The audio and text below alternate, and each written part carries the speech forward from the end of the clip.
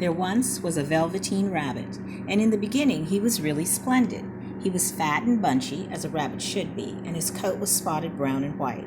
He had real thread whiskers, and his ears were lined with pink sateen. On Christmas morning, when he sat wedged in the top of the boy's stocking with a sprig of holly between his paws, the effect was charming. There were other things in the stocking, nuts and oranges and a toy engine, and chocolate almonds and a clockwork mouse, but the rabbit was the best of all. For at least 2 hours the boy loved him, and then aunts and uncles came to dinner, and there was a great rustling of tissue paper and unwrapping of parcels, and in the excitement of looking at all the new presents, the Velveteen Rabbit was forgotten. For a long time he lived in the toy cupboard or on the nursery floor, and no one thought very much about him. He was naturally shy, and being only made of velveteen, some of the more expensive toys quite snubbed him. The mechanical toys were very superior and looked down upon everyone else. They were full of modern ideas and pretended they were real. The model boat, who had lived through 2 seasons and lost most of his paint, caught the tone from them and never missed an opportunity of referring to his rigging in technical terms. The rabbit could not claim to be a model of anything, for he didn't know that real rabbits existed.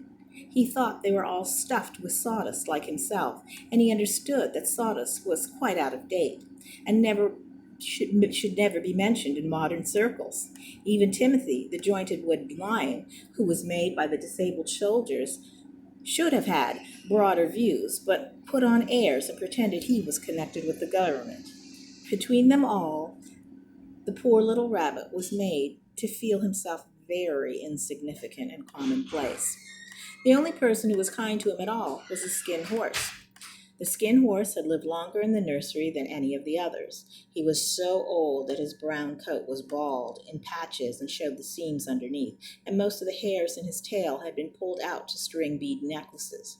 He was wise, for he had seen a long succession of mechanical toys arrive to boast and swagger, and by break their mainsprings and pass away, and he knew that they were only toys, and they would never turn into anything else.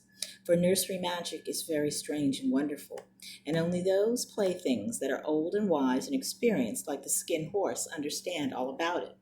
"What is real?" asked the rabbit one day, when they were lying side by side near the nursery fender before Nana came to tidy the room. "Does it need having things that buzz inside you and a stick-out handle?"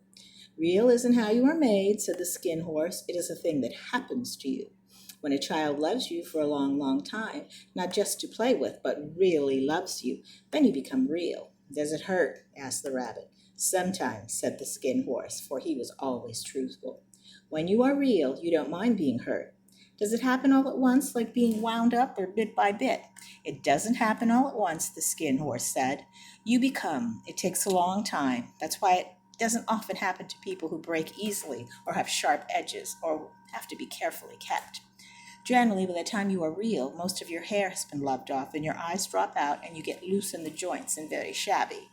But these things don't matter at all, because once you are real, you can't be ugly except to people who don't understand." "I suppose you are real?" said the rabbit. And then he wished he had not said it, for he thought the Skin Horse might be sensitive. But the Skin Horse only smiled. "The boy's uncle made me real," he said. "That was a great many years ago. But once you are real, you can't become unreal again." The rabbit sighed. He thought it would be a long time before this magic called becoming real happened to him.